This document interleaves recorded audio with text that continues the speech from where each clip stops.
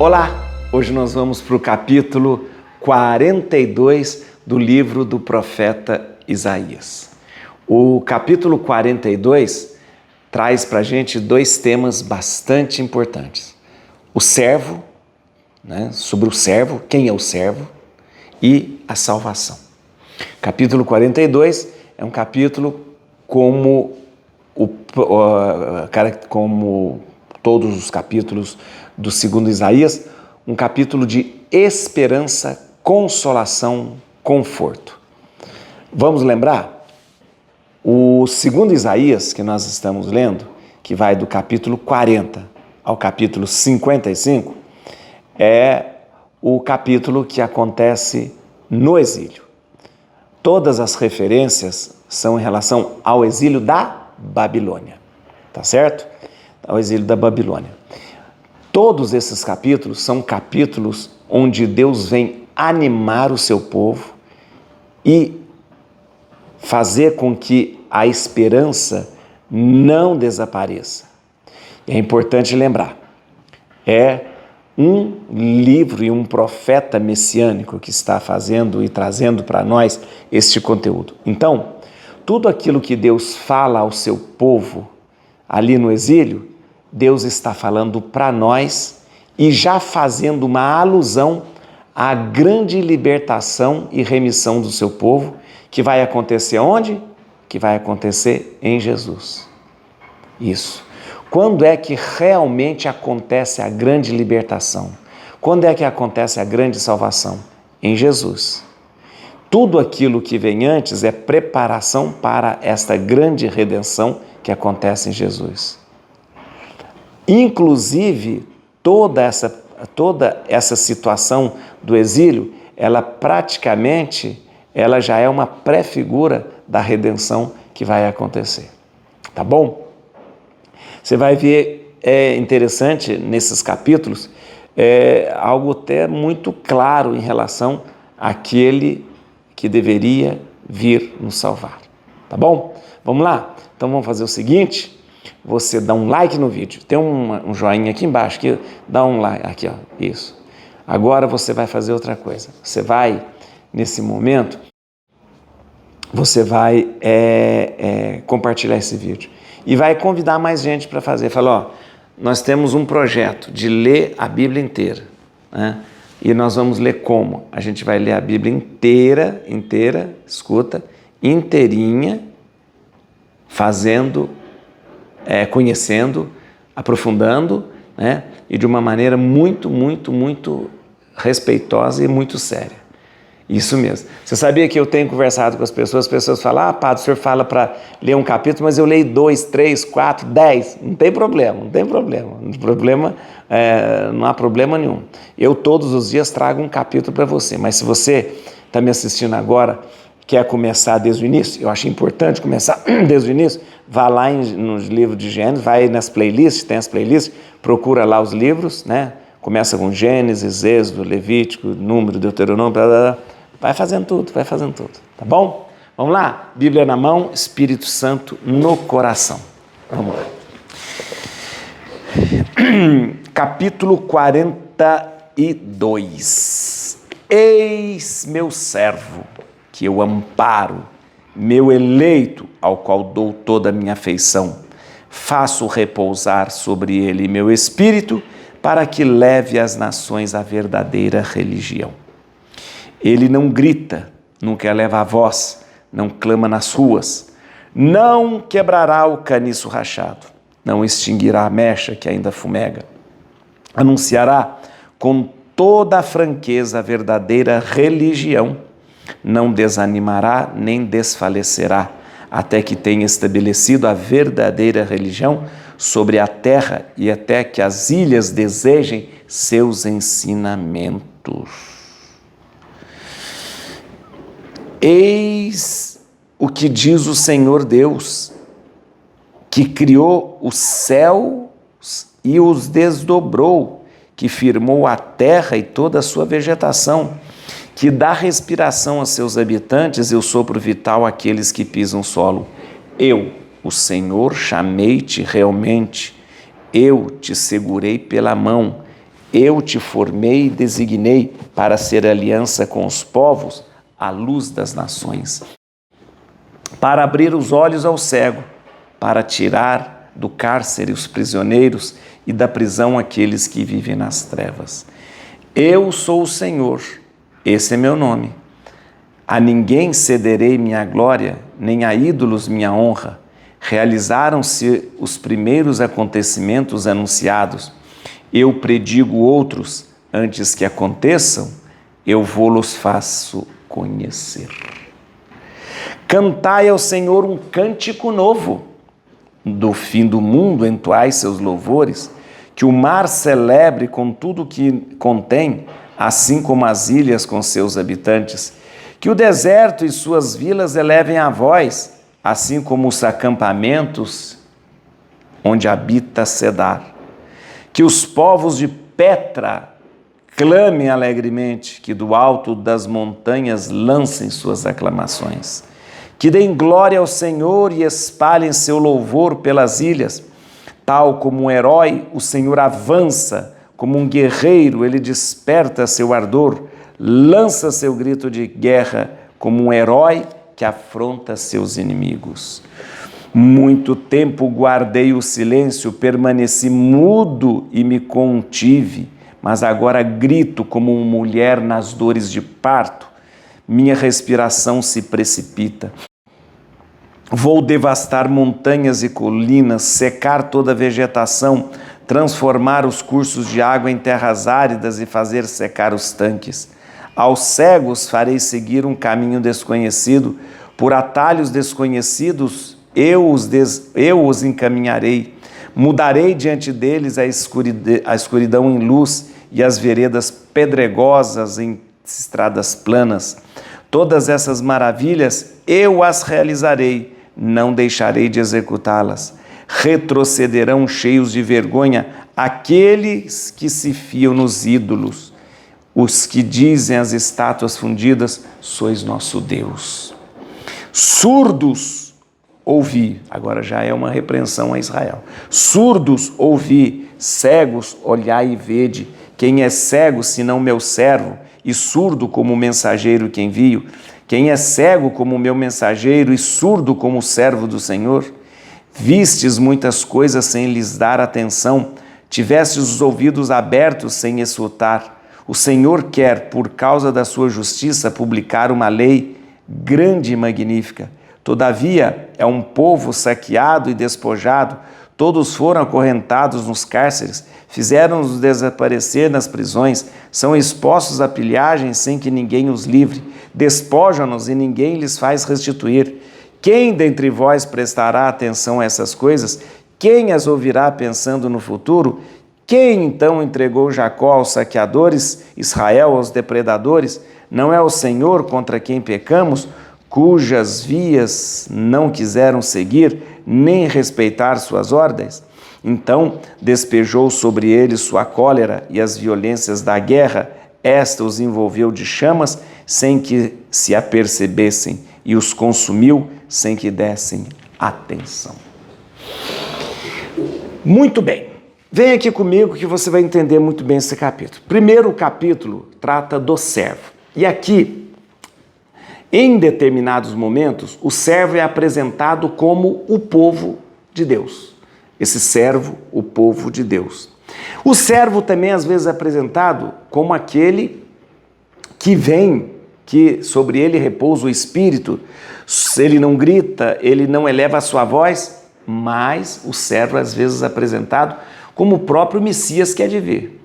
Em outro momento, o servo é apresentado, como eu disse, como o povo de Deus, que não ouviu, que não foi fiel, e por isso Deus permitiu, como faz no versículo 24, Deus permitiu que fosse entregue aos saqueadores, que fosse entregue aos depredadores, ou seja, uma alusão a quando o povo de Deus é destruído pelo Império Assírio, quando o povo de Deus é destruído pelo Império Babilônico, ou seja, como uma permissão de Deus para que o seu povo passasse pelo castigo e se emendasse, ok?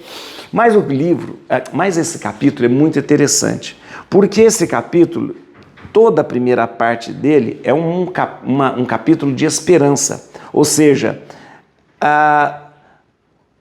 eis o meu servo que vai anunciar a verdadeira religião, né?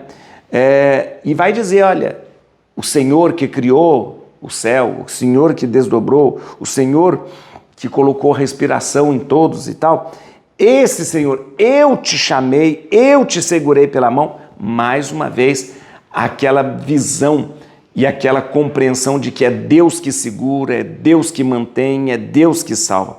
E em determinado momento, a gente entra aqui, no versículo 7, em alguns momentos que você já viu. Para o quê? Abrir os olhos aos cegos, tirar do cárcere o prisioneiro, da prisão aqueles que vivem nas trevas. Mais ou menos isso aqui é o que acontece no ano santo, né, do Senhor, que o próprio Jesus uma vez leu, não esse texto aqui, mas uma vez ele leu na sinagoga. Eu vim para proclamar o ano santo do Senhor, abrir os olhos, tirar do cárcere e tal. Você está percebendo que o livro do profeta Isaías sempre trata de uma situação da época, e no caso aqui é o exílio da Babilônia, mas sempre joga para frente dizendo que haverá alguém que vai abrir os olhos ao cego, vai tirar do cárcere o prisioneiro, aqueles que vivem nas trevas verão novamente a luz. Ora, gente, já nos prepara para esse encontro com o Messias.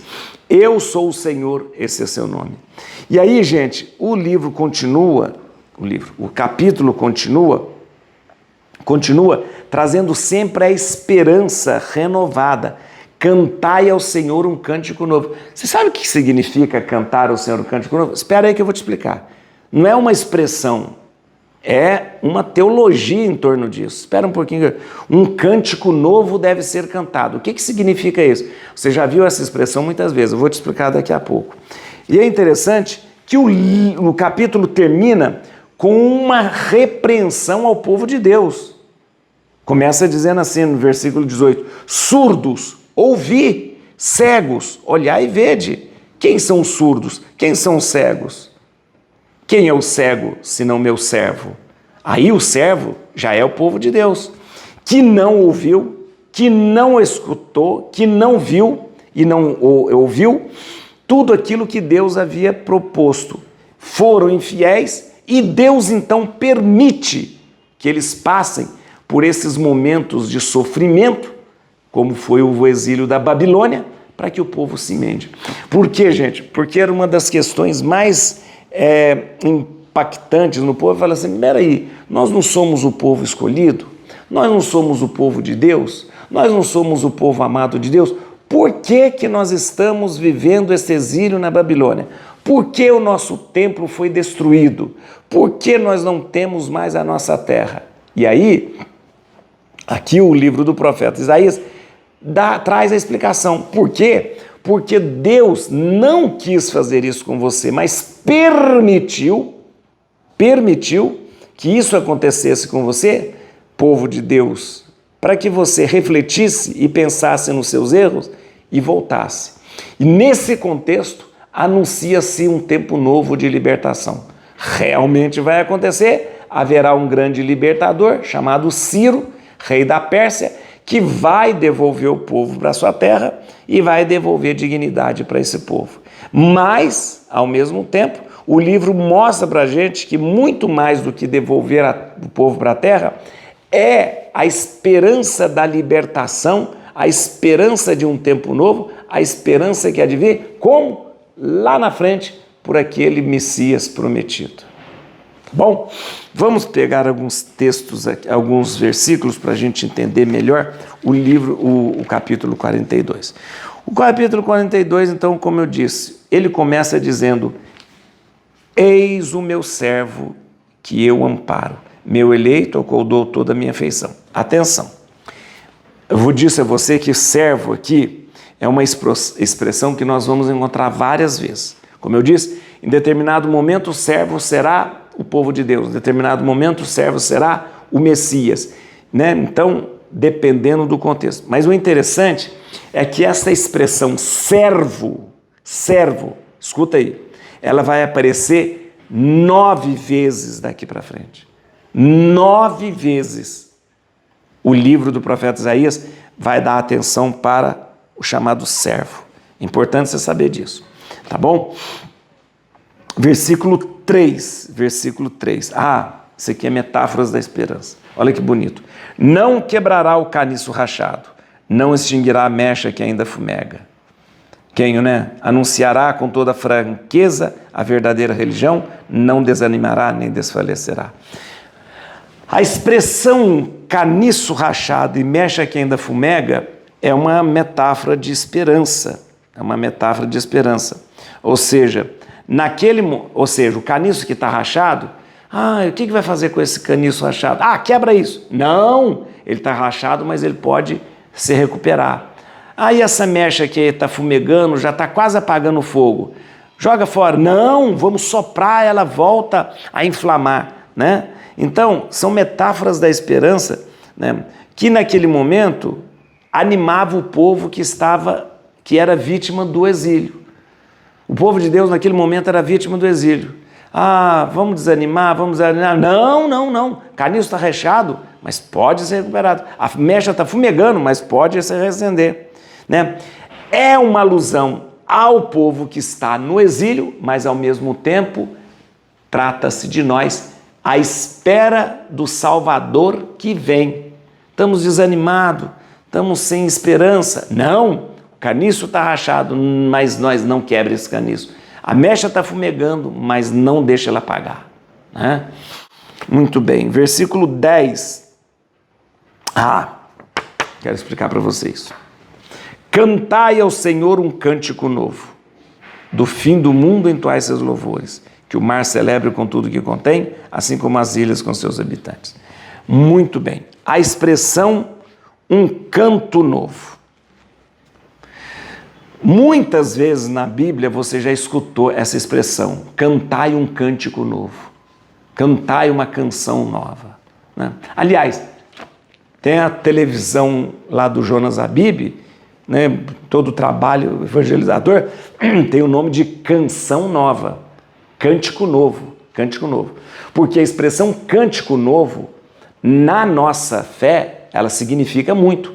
Um cântico novo não é simplesmente uma canção que você não conhecia. Um cântico novo, na concepção bíblica, é um cântico que você só pode cantar diante da intervenção decisiva de Deus na vida do homem e na vida da humanidade. Deixa eu te explicar. Só quando você percebe que Deus agiu, interveio na vida de alguém e na vida da humanidade, é que você pode elevar a Deus um cântico novo. Olha que interessante. Então, o cântico novo, a canção nova, o cântico novo, ele é cantado somente diante da certeza da intervenção de Deus na sua vida.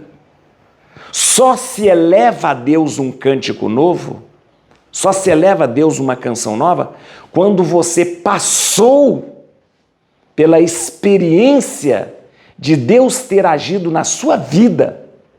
Ou então quando um povo, uma nação, quando a humanidade passou pela intervenção miraculosa, grandiosa de Deus, só assim você pode cantar um cântico novo diante de Deus.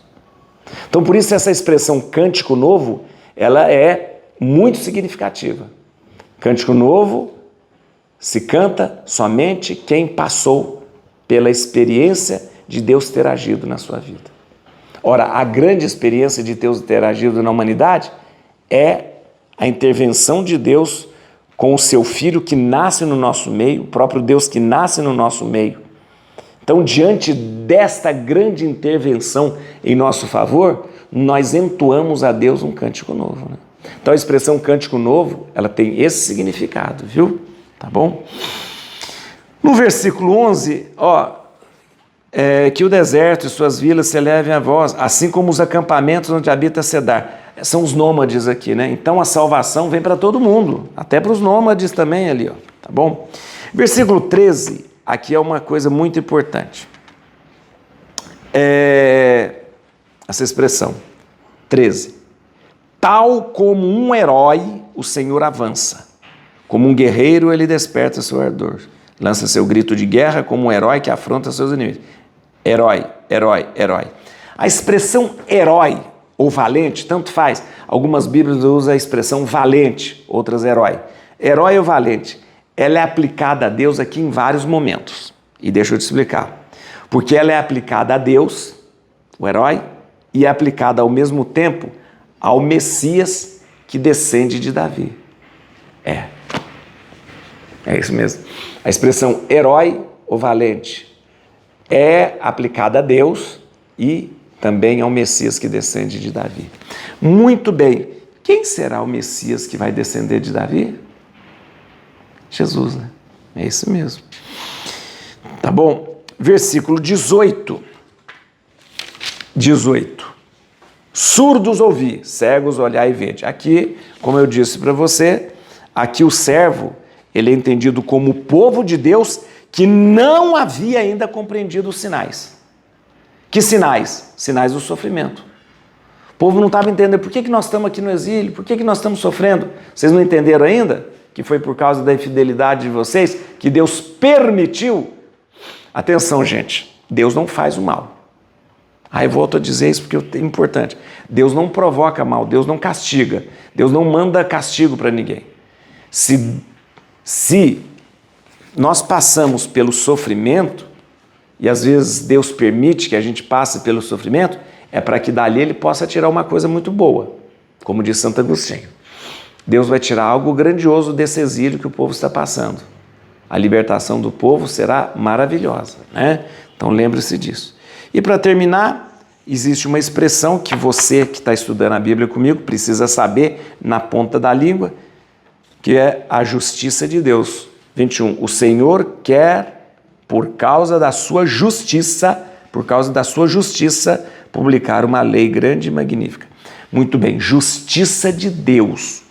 O que significa justiça de Deus? A justiça de Deus é a fidelidade misericordiosa, né? Fidelidade misericordiosa de Deus ao seu projeto de salvação.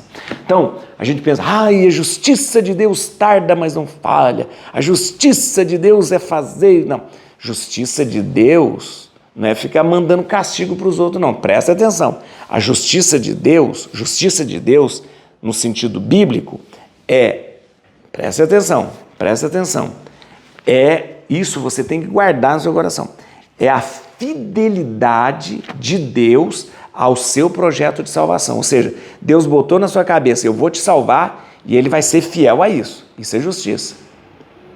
A justiça de Deus é essa fidelidade ao projeto que Ele tem de salvar você, tá bom? Olha, o livro sempre vem nos animar na esperança e saber que por maior que seja o momento difícil pelo qual alguém passa, como passou o povo de Deus, Deus não abandona. E se Deus permite que passemos pelos momentos difíceis, é porque algo grandioso Ele tem reservado para nós. Et crucem Domini fugit partes adversa. Vite teleu detribiuda radix Dali. Aleluia.